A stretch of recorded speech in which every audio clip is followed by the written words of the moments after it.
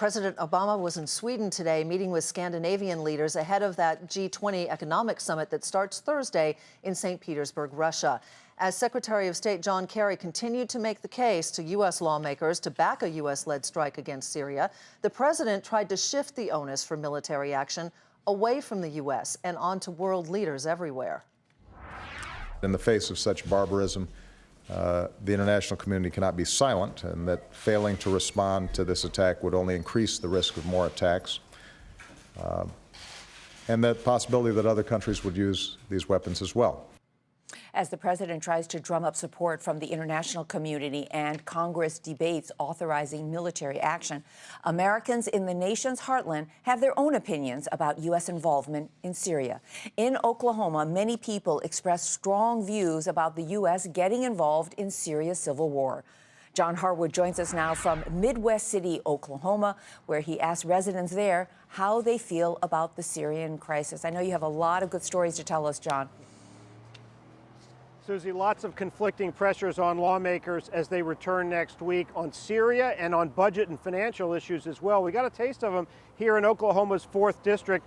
Congressman Tom Cole, the Republican representative, went to Tinker Air Force Base, a massive facility here, and heard that the base had been hurt by budget sequester and furloughs. They simply can't afford the shutdown that some Republicans have threatened.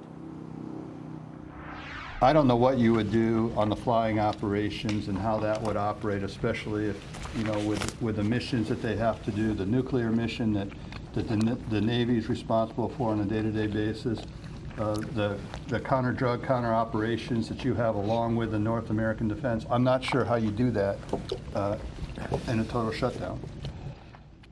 Come to my town hall tonight. And indeed, at that town hall tonight, very feisty conservatives said a shutdown is exactly what we need as a tool to get rid of Obamacare. The Republicans have got to wake up and get tough. You say, well, I don't think this will fly and that won't fly and we can't shut the government down. Let the government shut down if that's what they want to do. Let Obama be guilty. And of course, on Syria, you had speaker after speaker questioning the president's constitutional authority to act on his own and demanding that Congress not give him that authority. Where does he get this? You know, out of a Cracker Jack box or what? It's not in the Constitution. Just because the president made a statement that he should not have made should not bind the Congress to go ahead and approve it. Now, on that issue, Syria, Congressman Cole sides with the right in his district. He is leaning against voting to give authority, but he does want to see a deal on budget and financial issues to spare Tinker Air Force Base and avoid a financial crisis this fall, guys.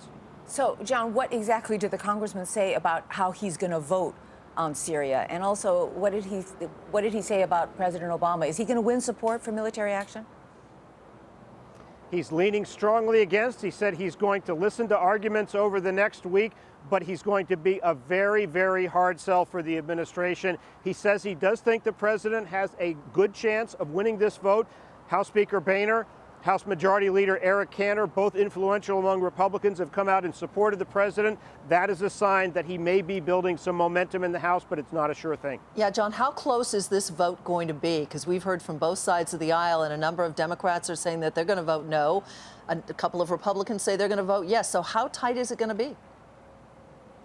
I think it will be very tight in the House, less so in the Senate, Democratic-controlled Senate. It moved out of the Foreign Relations Committee today, but I do think that in the House it's going to be a nail-biter that will require a very large Democratic vote to go with a minority of Republican votes. Congressman Cole predicted that most Republicans would not vote with the Speaker and with the President.